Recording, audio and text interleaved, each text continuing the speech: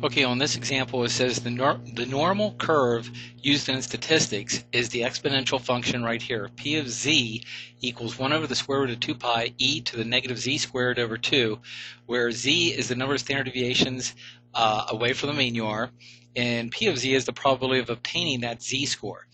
Now, this is an exponential function, so we can actually handle this problem. It says calculate the probability that a person scores 1 standard deviation above the mean. Well, what we do is go to our Excel sheet and we go to the exponential sheet.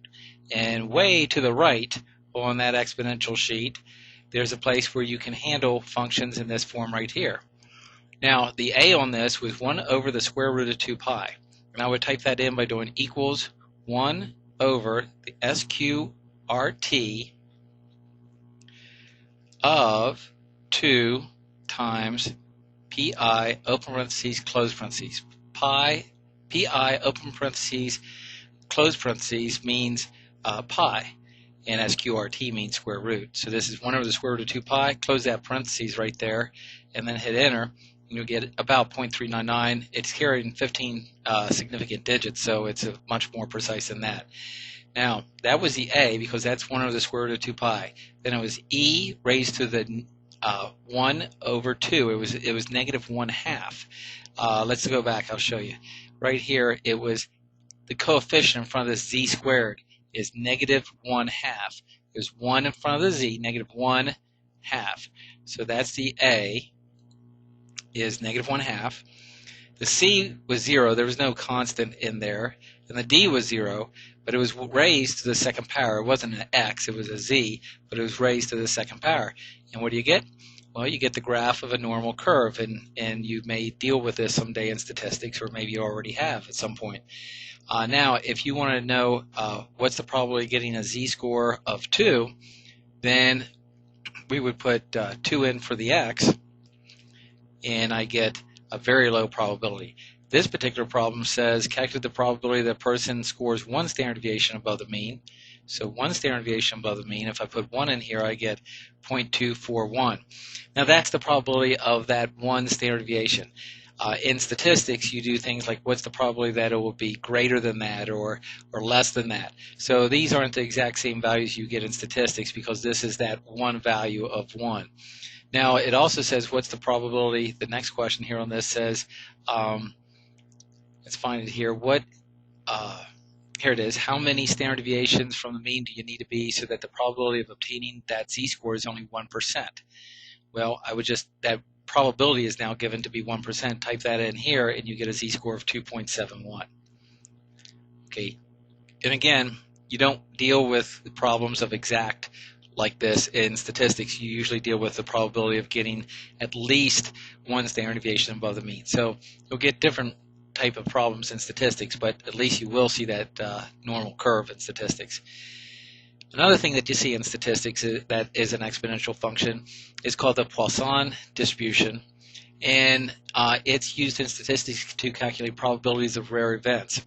And the Poisson distribution is this: P of x, probability of something happening, is equal to m, where m is the mean, the average, the mean raised to the x, like x might be what's the probability it happens 2 times, okay?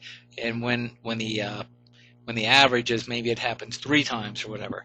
So the mean is the m, the x is the probability of the number of times that you're looking for, like you'll see that on the example. E is the number that we've been dealing with in this chapter, raised to the negative mean, all over, this is x factorial. Now, x, let's read this here, where P of x is the probability that x rare events occur, and m is the average number of these rare events. I shouldn't say accidents. That's going to be the problem we do. Number of times that the average number of times that rare event occurs. And the bit in the bottom with the x factorial, well, factorial means to multiply the counting numbers from that x, clear down to 1. For example, if it was 3 factorial, that would mean 3 times 2 times 1, which is 6. 2 factorial means 2 times 1. 1 factorial means 1. And 0 factorial is just defined as 1. So let's do this here. It says, let's say that on average you have 2 car accidents every 5 years. So hopefully having car accidents is a rare event. So that's the average right there, 2. That's your M. And now it says, what is the probability that you have 0 accidents within a 5-year period? So that's my X. So I would say the probability of 0 times this happening, 0 accidents, is equal to the mean, which is 2, raised to the 0 power, E raised to the negative 2, negative average, over 0 factorial. Well, 2 to the 0, or anything to the 0, is 1.